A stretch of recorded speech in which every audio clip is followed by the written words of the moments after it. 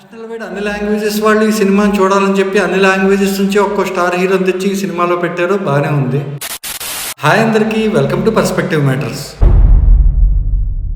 రీసెంట్గా మన ఛానల్కి 2000 సబ్స్క్రైబర్స్ వచ్చారు. ఒకవేళ మీరు సబ్స్క్రైబ్ చేసుకోకపోతే సబ్స్క్రైబ్ చేసుకోండి. కూలీ మూవీ రివ్యూ.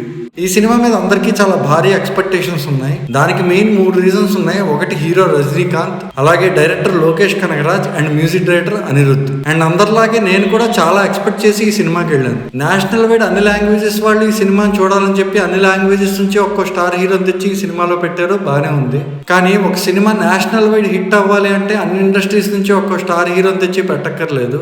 జస్ట్ అన్ని ప్రాంతాల వారికి నచ్చేలా ఒక మంచి సినిమా తీస్తే సరిపోతుంది. ఇంత చిన్న లాజిక్ లోకేష్ కనగరాజ్ ఎలా మిస్ అయ్యారో నాకు అర్థం కావట్లే. ఇంకా ఈ సినిమాలో కథ విషయానికి వస్తే రీసెంట్ టైమ్స్ లో తమిళ నుంచి పాన్ ఇండియా లెవెల్లో హిట్ అయిన జైలర్ అండ్ విక్రమ్ టెంప్లెటే వాడారు ఈ సినిమాకి కూడా. అంటే ఏం లేదు, హీరో తన ఫ్లాష్ బ్యాక్ లో ఒక గొప్ప లైఫ్ స్టైల్ లీడ్ చేస్తూ ఉంటాడు.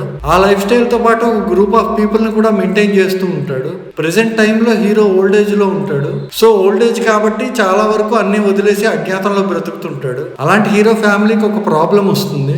ఆ ప్రాబ్లం ని హీరో తన ఫ్లాష్ బ్యాక్ లో మెయింటైన్ చేసిన గ్రూప్ ఆఫ్ పీపుల్ తో కలిసి సాల్వ్ చేస్తాడు. ఇంతే, ఇదే టెంప్లెట్. దీన్నే తిప్పి తీస్తున్నారు తమిళ డైరెక్టర్స్. ఇంకా ఈ సినిమా పాజిటివ్స్ విషయానికి వస్తే పెర్ఫార్మెన్సెస్ అందరివి బాగున్నాయి. ఒక్క పర్సన్ తప్ప. ఆ పర్సన్ ఎవరు అనేది నెగిటివ్స్ లో చెప్తాను. ఇంకా నెక్స్ట్ పాజిటివ్ థింగ్ ఏంటంటే అనిరుద్ధ్ కంపోజ్ చేసిన background score and songs. Background score చాలా బాగుంది. అండ్ సినిమా అయ్యే వరకు థియేటర్ లో కూర్చోగలిగామంటే దానికి one of the main reason background స్కోరే.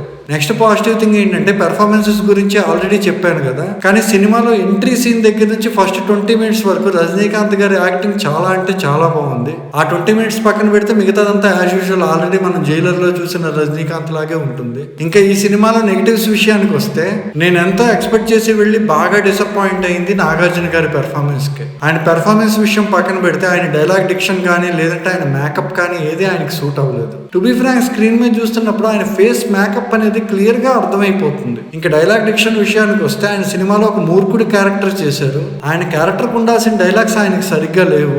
And ఆ మాటల్లో కూడా క్రూరత్వం అనేది ఎక్కడా కనిపించదు. ఇంక ఈ సినిమాకి బిగ్గెస్ట్ నెగిటివ్ పాయింట్ ఏంటంటే స్టోరీలో ఎక్కడా కూడా సోల్ లేదు. ఒకవేళ స్టోరీలో సోల్ అనేది ఉండుంటే మనం ఎంగేజ్ అయ్యి సీట్ లో కూర్చుంటాం. ఆ ఎమోషనల్ కనెక్ట్ అనేది మెయింటైన్ చేయడంలో లోకేష్ కనగరాజ్ చాలా దారుణంగా ఫెయిల్ అయ్యారు. సీన్ తర్వాత సీన్ వస్తుంటుంది అండ్ ఇండివిజువల్ సీన్స్ గా చూస్తే ప్రతి సీన్ బాగానే అనిపిస్తుంది. కానీ ఆ సీన్స్ అన్ని కలిపి ఒక సినిమాగా చూసేటప్పుడు మాత్రం ఎక్కడా మనం ఎంగేజ్ అవ్వం. అండ్ ఈ సినిమాలో చాలా సీన్లు చూస్తున్నప్పుడు జైలర్ లో చూసిన సీన్లే మళ్ళీ మళ్ళీ చూస్తున్నట్టు అనిపించింది నాకు. విక్రమ్ క్లైమాక్స్ లో సూర్య అలా వస్తారో సేమ్ యాస్టీస్ ఈ సినిమా క్లైమాక్స్ లో అమీర్ ఖాన్ అలా వస్తారు. బట్ ఆ సీన్ వచ్చేసరికి ఆల్మోస్ట్ ఓపిక అయిపోయింది అందరికి. ఇంకొకటి ఏంటంటే ఆడియన్స్ థియేటర్కి వచ్చేది సినిమాని విజువల్ రూపంలో తెర మీద చూడడానికి. అలాంటిది సినిమాలో ఉండాల్సిన ఒక ఎపిసోడ్ మొత్తం ఒక మెయిన్ క్యారెక్టర్ ని కూర్చోబెట్టి డైలాగ్స్ రూపంలో చెప్పించేస్తారు. ఇంకెందుకు కథ మొత్తం పుస్తకంలో ప్రింట్ చేసి ఇస్తే మనం చదువుకుంటాం కదా, ఇంకెందుకు సినిమా తీయడం. సో ఫైనల్ గా కూలీ సినిమా ఎలా ఉంది అంటే ఫ్లాప్ టు బిలో యావరేజ్ అంతే.